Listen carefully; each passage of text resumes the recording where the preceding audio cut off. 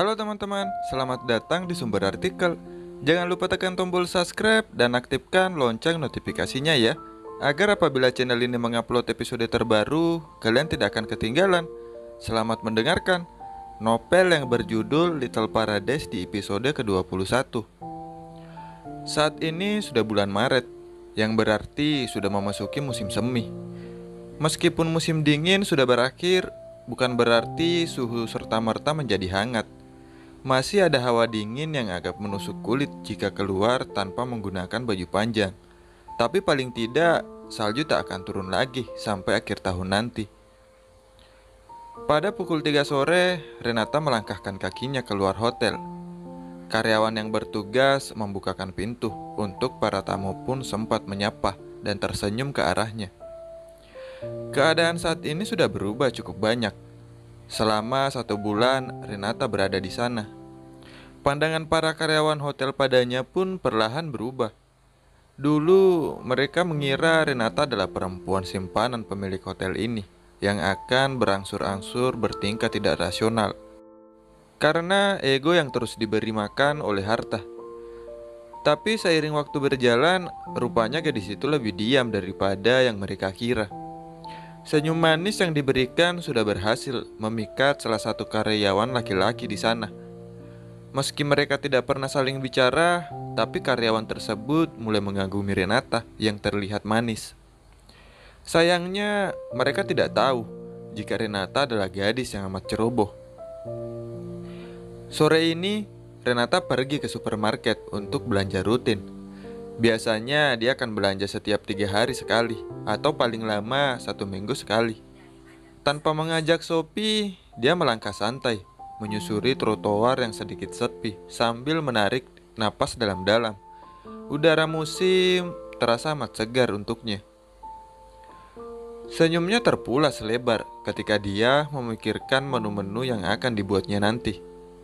Bahan-bahan yang akan dibeli pun sudah melekat erat ke dalam kepalanya. Karena ingatannya tajam, Renata tidak perlu membawa catatan kecil untuk memastikan semua kebutuhan terbeli. Sehingga dia berjalan santai tanpa perlu khawatir ada yang terlupa. Ketika melewati truk makanan milik Paman Bob dan Bibi Grace, Renata sempat melambaikan tangan singkat untuk menyapa. Kemudian meneruskan langkahnya menuju supermarket. Hari ini adalah hari Rabu. Di sore hari seperti ini, keadaan supermarket tidak terlalu ramai seperti saat akhir pekan. Antrian di kasir pun tidak mengulur panjang, sehingga Renata tidak perlu khawatir bosan menunggu giliran membayar. Troli pun ditarik, dan Renata mulai berjalan menyusuri lorong-lorong. Semua barang yang diperlukan pun segera diambil dan dimasukkan ke dalam troli tanpa pikir panjang. Dia sudah tidak perlu menghitung total harga di dalam kepalanya karena Renata sudah dibekali dengan kartu kredit. Di hotel, Brian yang tahu jika pelayannya sedang pergi belanja ke supermarket berniat menghubunginya untuk membelikan sesuatu. Tahu karena pelayannya tidak terlalu sering memegang ponsel, dia pun memutuskan untuk menelpon. Jika mengirim pesan, Brian nyaris yakin pesannya tidak akan terbaca.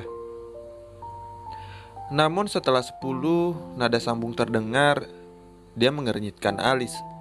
Tidak ada balasan dari seberang telepon.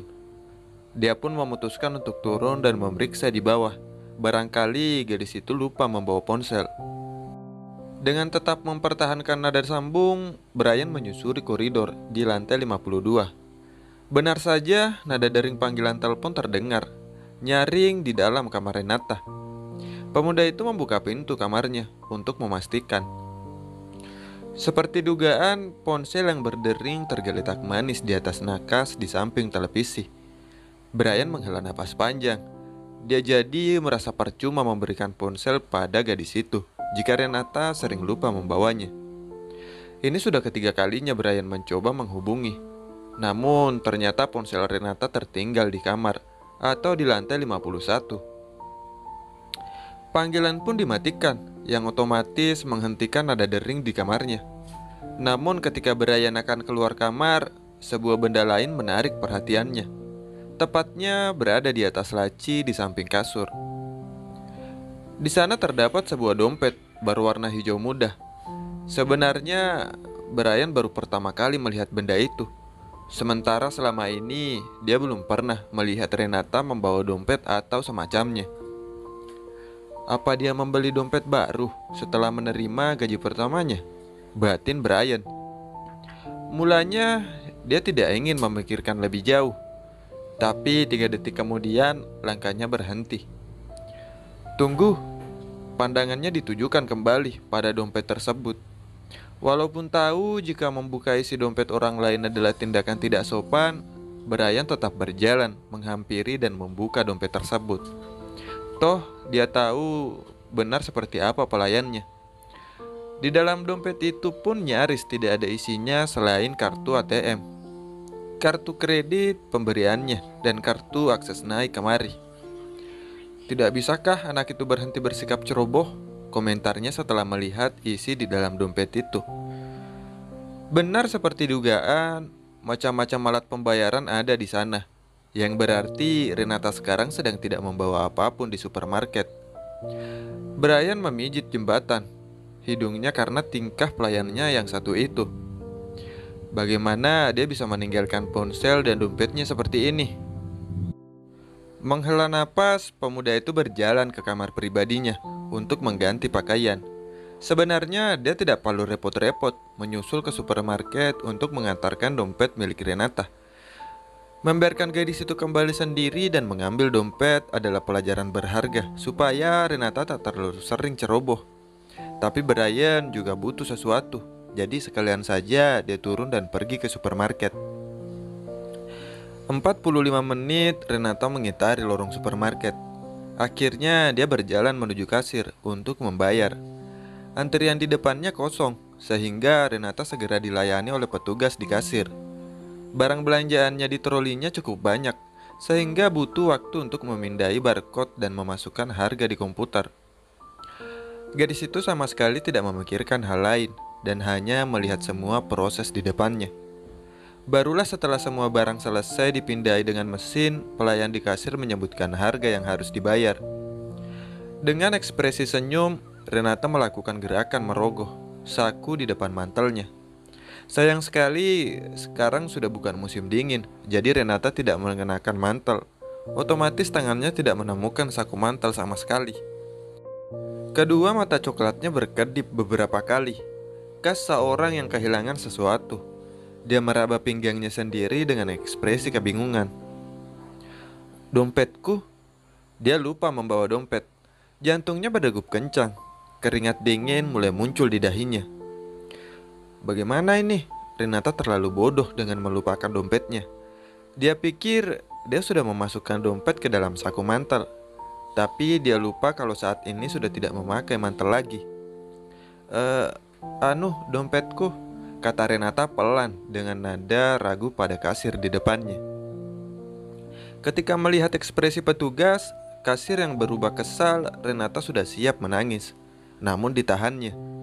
Dia tahu ini adalah kebodohannya sendiri, dan petugas kasir berhak marah padanya. Apalagi entah sejak kapan antrian di belakangnya jadi cukup banyak. Maafkan aku akan segera kembali. Gadis itu berseru dan langsung berlari menuju pintu keluar, tak memperdulikan teriakan kasir yang memanggilnya agar kembali. Beruntung tidak ada penjaga keamanan di pintu keluar, atau Renata akan diseret dan diinterogasi karena dikira mencuri, akibat kesalahpahaman seruan dari kasir. Dia sama sekali tidak memperdulikan hal lain. Larinya dipacu cepat menuju hotel tanpa melihat ke belakang. Jujur, dia takut dikejar oleh petugas keamanan supermarket setelah mendapat laporan dari kasir. Dalam kepalanya, dia harus segera lari menuju tempat aman, di mana orang dari supermarket tak bisa menemukannya. Bisa gawat jika mereka mengikuti sampai hotel dan membuat keributan. Renata belum ingin diusir dari sana. 20 meter dari supermarket, sebuah mobil sport mewah melaju pelan ke arahnya. Renata mengenali mobil itu sebagai milik tuannya. Awalnya dia tidak terlalu memperdulikan, karena Renata pikir tuannya ada urusan di luar dan akan pergi. Sebagai pelayan, dia juga tidak punya hak untuk tahu kemana pemuda itu pergi. Namun laju mobil semakin melambat dan berhenti di sebelahnya. Begitu kaca mobil diturunkan, Renata bisa melihat sang pemuda yang memandangnya sambil memiringkan kepalanya. "Kenapa kau lari-lari?" Dompet saya ketinggalan," balasnya dengan napas sedikit terengah. Saya harus segera kembali." "Naik," sela Brian sebelum Renata menyelesaikan kalimatnya. Tapi kau mencari ini kan?" Sebuah dompet berwarna hijau pun digoyangkan perlahan di tangan Brian. Raut lega segera nampak di wajah Renata begitu melihat dompetnya ternyata dibawakan oleh tuannya.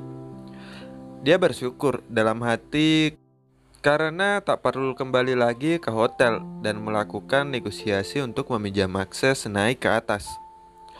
Dari luar, Renata mengulurkan tangan, bermaksud mengambil dompet di tengah sang majikan. Sayangnya, Brian sudah menarik kembali tangannya sebelum Renata sempat menjangkau barang miliknya. "Kau tidak dengar?" "Naik." Tidak seperti sebelumnya, nada perintah itu terdengar dingin dan sinis. Ada sedikit nada yang mengandung kesabaran di sana, menunjukkan toleransi yang diberikan pada sang pelayan. Tentu saja Renata tidak punya pilihan lain selain membuka pintu dan naik. Walaupun dia amat bingung kenapa harus dipaksa naik ke dalam mobil, padahal jarak dari sana ke hotel tidak sampai 1 kilometer. "Temani aku." Hanya itu kalimat singkat yang dikatakan Brian sebelum pedal gasnya diinjak, menggerakkan mobil menjauh dari sana. Tanpa menghilangkan banyak tanda tanya di dalam kepala sang pelayan saat ini. Terima kasih banyak telah menyimak sumber artikel ya. Dan jangan lupa kalian berikan like sebanyak-banyaknya beserta komentar sebanyak-banyaknya agar sebagai motivasi untuk admin ya. Tunggu episode selanjutnya. Bye-bye.